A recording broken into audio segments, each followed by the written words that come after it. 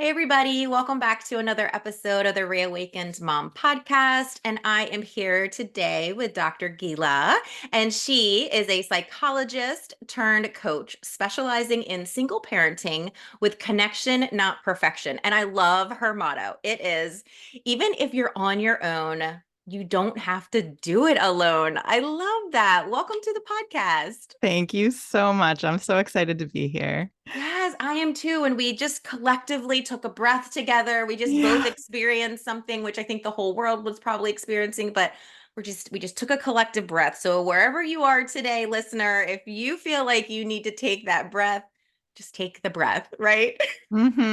Every moment, right? Even if it's not something major, sometimes that breath is what you need, that mindful breath.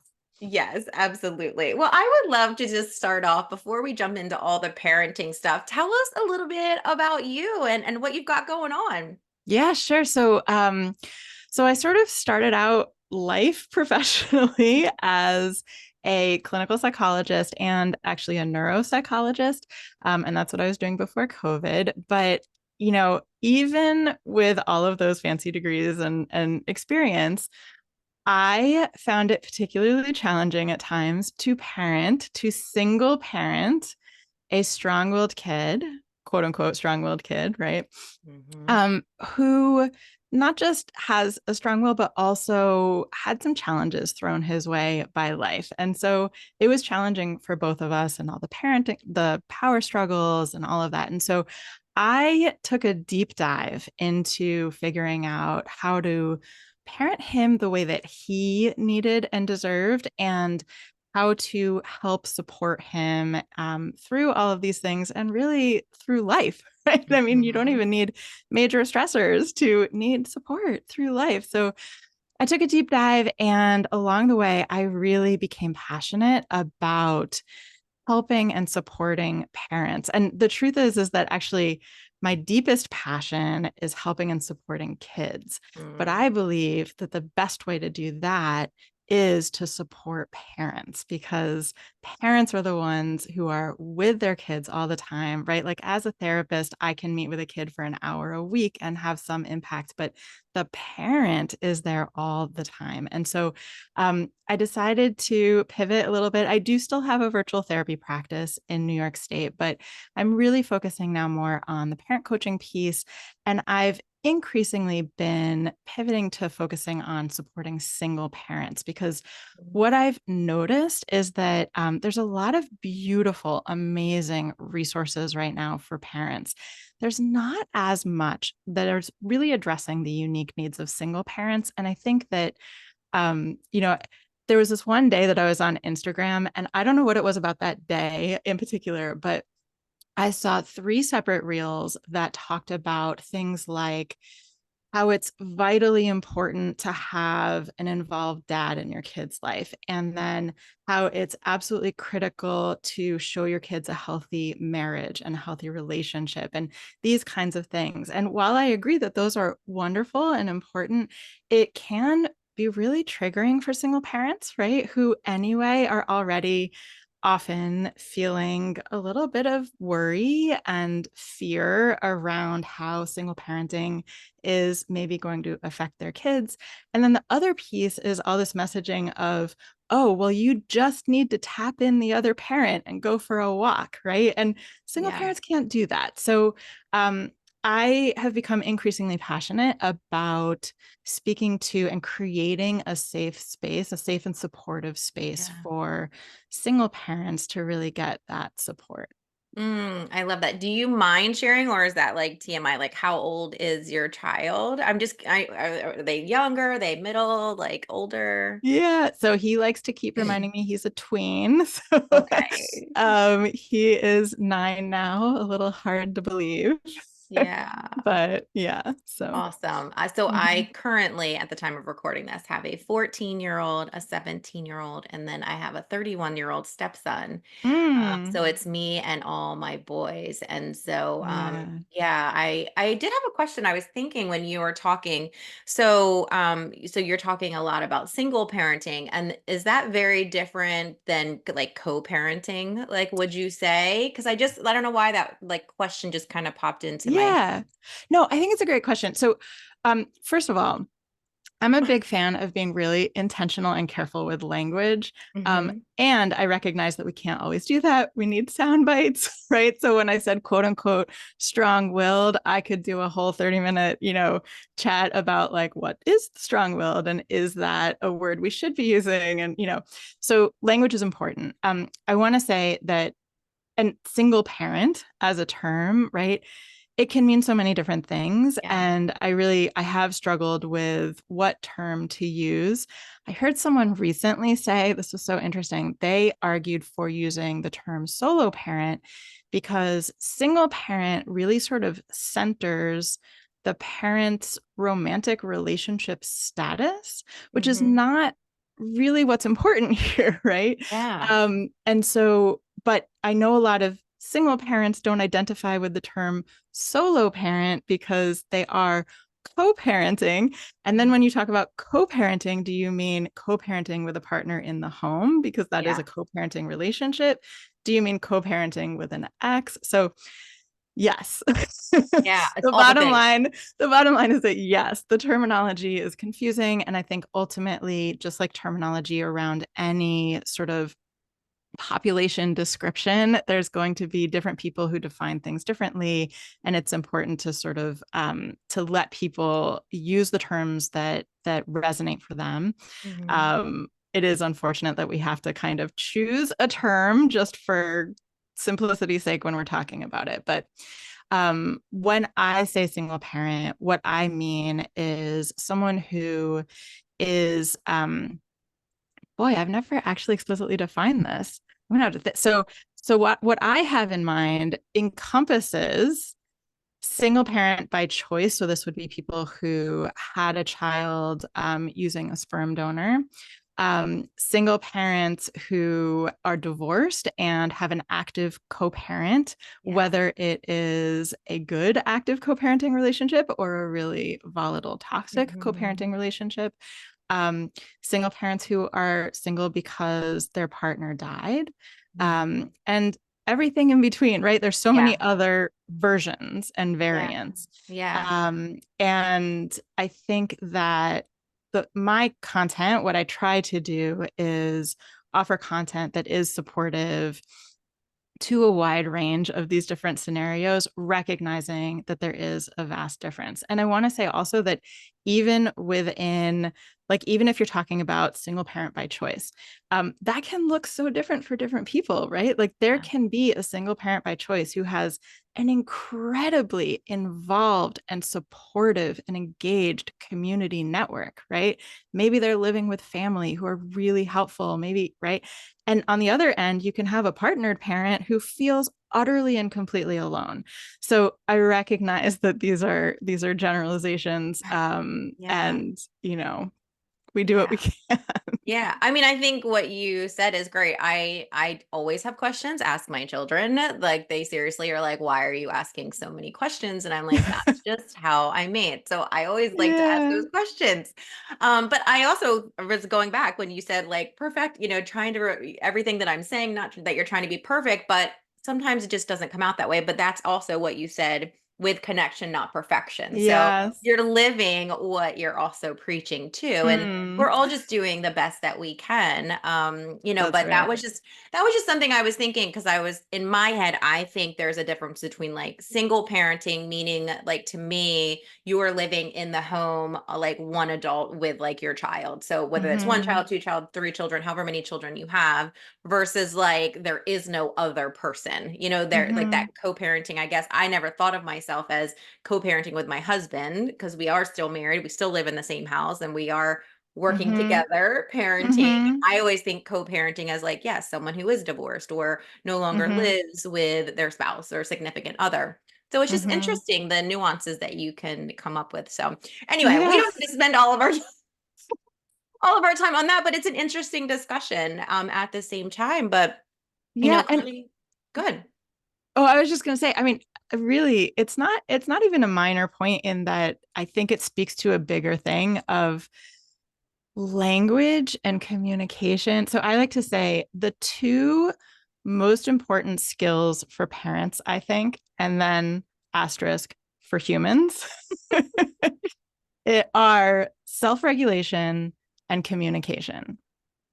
And, you know, there are so many conflicts and challenges and in relationship and in the world. I mean, I'm not even going to get into politics, but it applies that really come down to these two really important things. And communication is not all about language, but language is a big piece of it. And so being mindful and being comfortable asking these questions and grappling with those nuances, I think is really important. Okay. So I'm not going to ask for a definition of self-regulation. Okay, but in your own words, so someone that might be listening and they're like, okay, I know what communication is, or I think I know what it is, or I know Yeah. one version of it, but I have no idea what self-regulation is. Like, if that's a Yeah. new term to someone, like, what does that even mean? And how is that like helpful with like their child? Yeah. So I'm going to give you a visual. This is a visual analogy I like to use of a sink. So I like to say that we all have a sink inside of us, a metaphorical sink. And when that sink is really full, just a few drops of water are going to make the sink overflow. When the sink is lower, not quite as full, the exact same drops of water are going to be totally fine and handleable, and you can handle more water. Mm-hmm. That overflow is what we call dysregulation. So, this is when you can't really manage or control your expression of your big feelings, right? So, this doesn't mean that you can't have big feelings. It's not the feelings, it's the behavioral expression of it. Self-regulation, I like to think, is basically everything that we do to try to keep our sink from getting that full and ultimately from overflowing. And that encompasses things like self-care. So a big piece of self-care, I like to talk about the drain of the sink because, the analogy we often hear of you can't pour from an empty cup, which is true. And I like the general concept, right? We need to be mindful of that. But what bothers me about that is we don't talk about sort of how to build processes in that keep that cup from getting empty, right? So it's this like the cup gets full and then we empty it, right? So the sink talks about how do we keep that drain open? What do we do on a day-to-day, moment-to-moment basis that keeps that drain open? And that's all part of self-regulation. How do we keep ourselves from being in this state of one more drop is going to make my sink overflow? Mm-hmm. Wow. Oh my goodness. Yeah. Cause then I was thinking too, like, okay, so these are things that we can have. And you mentioned a couple of them, but like, I'm sure moms that are listening are like, okay, well, my sink is always overflowing because I'm Uh-huh. always doing all the things. And I don't know, even I would love to have my sink empty, like, and not be Yeah. like overwhelmed and all these things. But what are some of those tools? And you did mention a couple that you would say are like the biggest ones that you really talk to parents. And again, this podcast is for moms, so whoever you're working for, if you're working with like the father or the mother or whoever, Yeah. grandparents even, what are some tips that you teach them for that self-regulation? Because I'm telling you, Yeah. especially with teenagers right now, you have a tween. There are Uh-huh. moments where I'm just like, I got nothing in my toolbox. Like Yep. there's nothing, like my mind is shut. Like I'm going off. Like Yep. it's like I'm in kindergarten again. I learned Yep. nothing. Yep. Yep. So, what are some main things that you really help to teach this self-regulation? Because I do think it's Yeah. so important. Yeah, absolutely. So, a couple sort of initial things I want to say. One is you said the parents are like, I want my sink to be empty. I want to say right out front, your sink ain't never going to be empty, right? Right? The goal is not to have a totally empty sink with no water coming in because that, I mean, that's just not life. Yeah. That's not life. So, and along with that, I want to say the goal is not perfection ever, Yeah. ever, right? Because for two reasons. One is that it's just not realistic. It's not the life we live Mhm. in. And two, our kids' sinks are going to overflow. And Yeah. if they never see us struggle with having a full sink and repair and recover from a sink overflow, they don't get the opportunity to get the message that that is normal, that is understandable, that is not a sign that you're a bad person, that is a sign that you're human. And B, they don't get excuse me, they don't get the opportunity to see it modeled of how do you repair and how do you recover. So I want to say that. The other thing I want to say is this is a huge topic. Yeah. So this will be the Right. whole podcast episode. So this is a huge topic. I have a whole training on self-regulation. I have a training on self-care. I'm Oh, putting together awesome. a whole long group coaching program, and we dive deep into this topic. So I'm just going to touch on a couple of quick little things that I think are particularly important for single parents, but really for any parent, this applies. The first is to be mindful of the things that you can control. So there will be water coming into your sink, and some of it you can't control, but Mhm. some of it you can. And I think Mhm. that we need to give ourselves permission to really stop and think about what our values are and what works and is good for us and for our families, and resist that really powerful pull to do things because you should, or because society thinks that that's important. And I'll say it's not just society. I think this is really internalized, right? So we grow up having this sort of perspective and mindset of like, well, that's just how you do it, that's just what you do.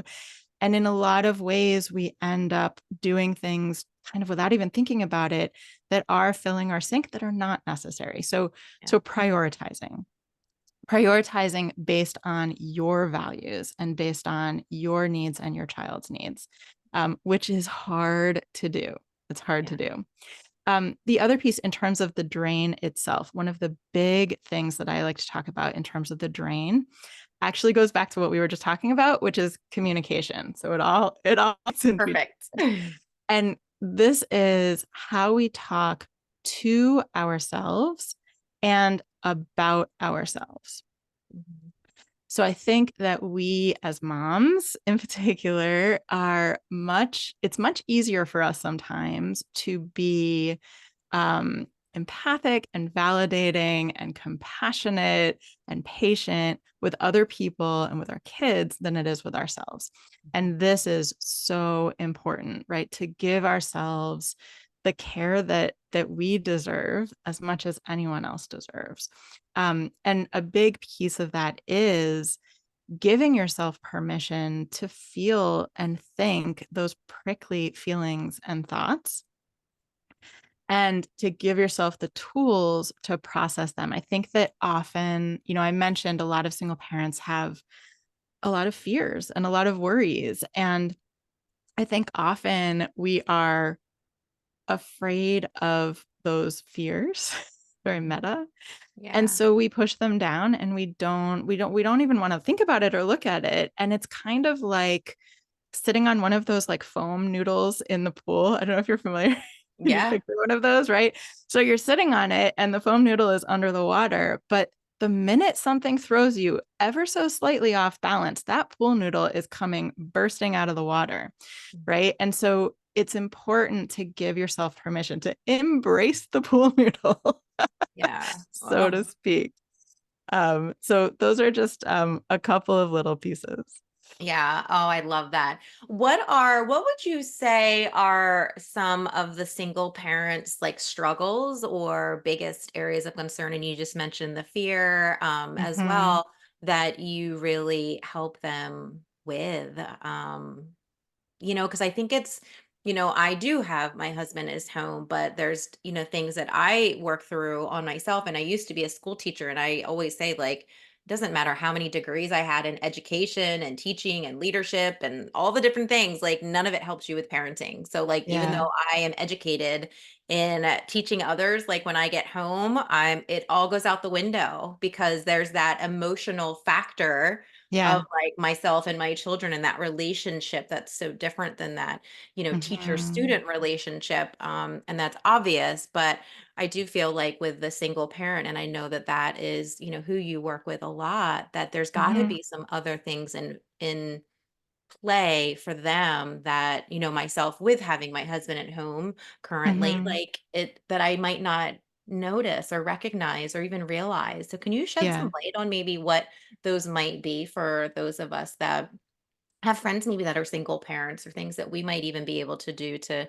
just kind of recognize those things? Yeah. Yeah. I think the fears is a big one, right? And the the feeling of loneliness, to be honest, right? Of being alone, right? Of knowing that when you close that door at night, you are the adult in the house, you are the parent, and you are on your own.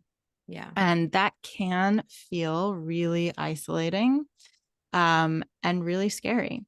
And but I also want to say one of the things that I try to help single parents with is to not just process and address and proactively plan around and problem solve around some of these fears and sort of limiting beliefs and challenges, but to also feel empowered by some of the positives, right? Hmm. It's not all negative. And in fact, Yeah. I have to say, when I coach couples, married couples, it's often more challenging because we need to navigate two very different, often very different perspectives and opinions and ways of being in relationship.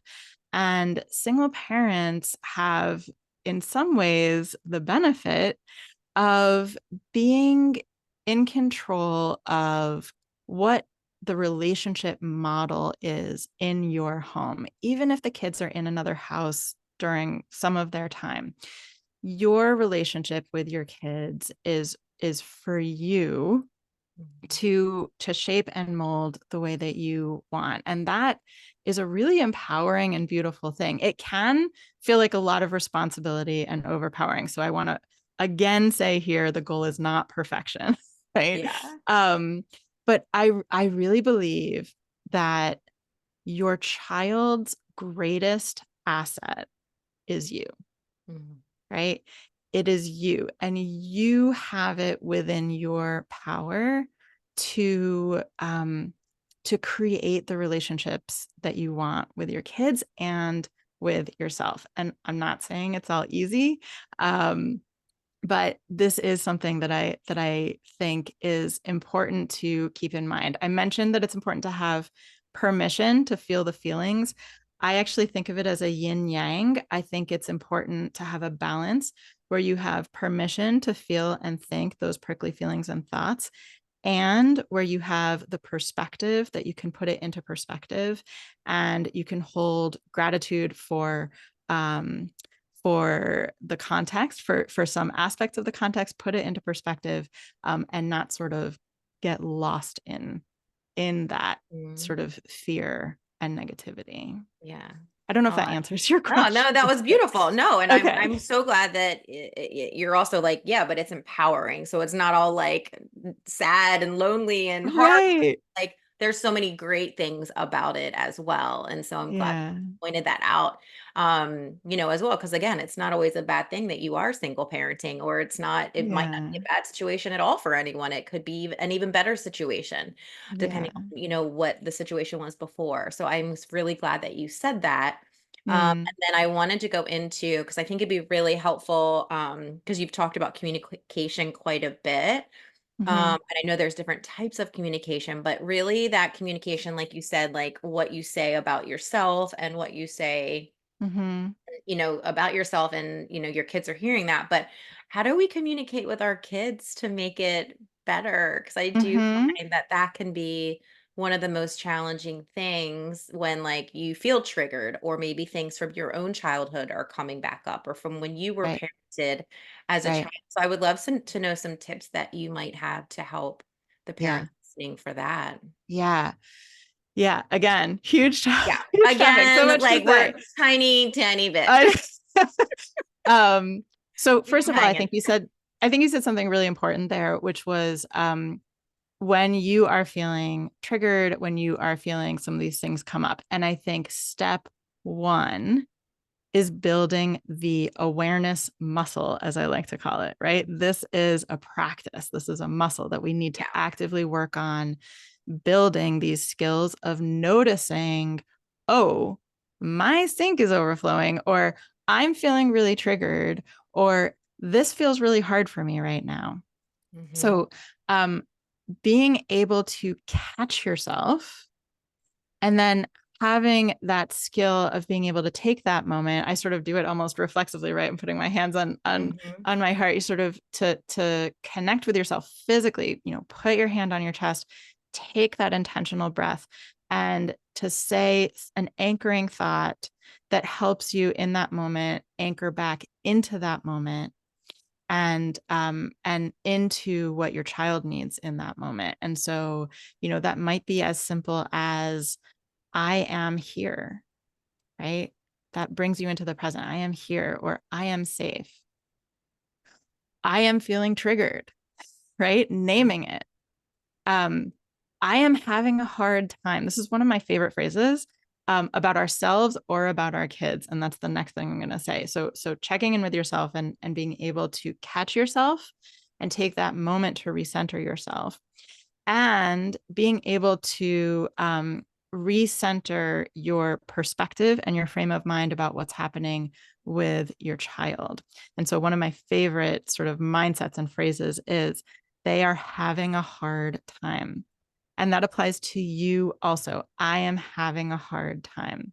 You are not bad. You are not broken. They are not bad. They are not broken. Mm-hmm. You are having a hard time. And I feel like that can bring us into this more compassionate lens so that when we are interacting with our children, we are doing it from a place of, you are having a hard time, and I am here to support you through that hard time instead of, you are being a brat, you are giving me a hard time, and I need to get you under control. Mm-hmm. Right. So these are very different lenses. And so, the words that we use with our kids, I feel like there's so much parallel process of the words we use with ourselves and the words we use with our kids.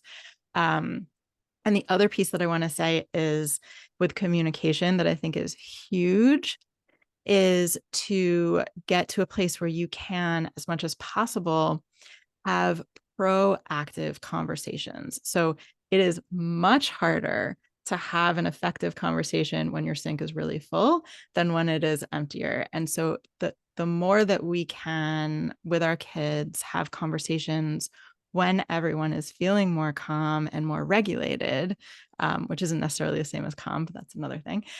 So when everyone is feeling more regulated, when you can have these conversations, it is so much more productive and effective. So that's Mm-hmm. a little glimpse. I don't know if that's helpful. Yeah, no, it was. And I think just even when you said, and I do that too, I'm always like, oh, check in with Yeah. myself. And I always like touch myself, or like sometimes it's like my heart and my stomach, Right.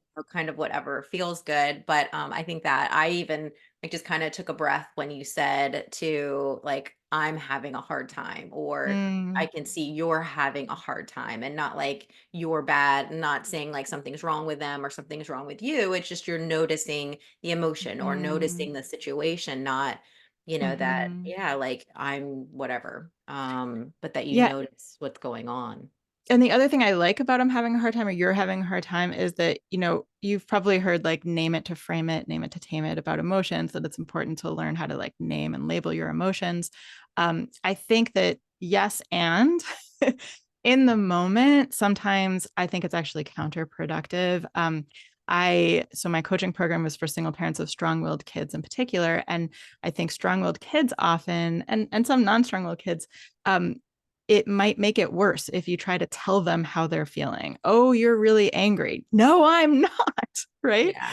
Um, and so sometimes we don't have to label the emotion in order to show up with compassion and to show our kids that we see their hurt.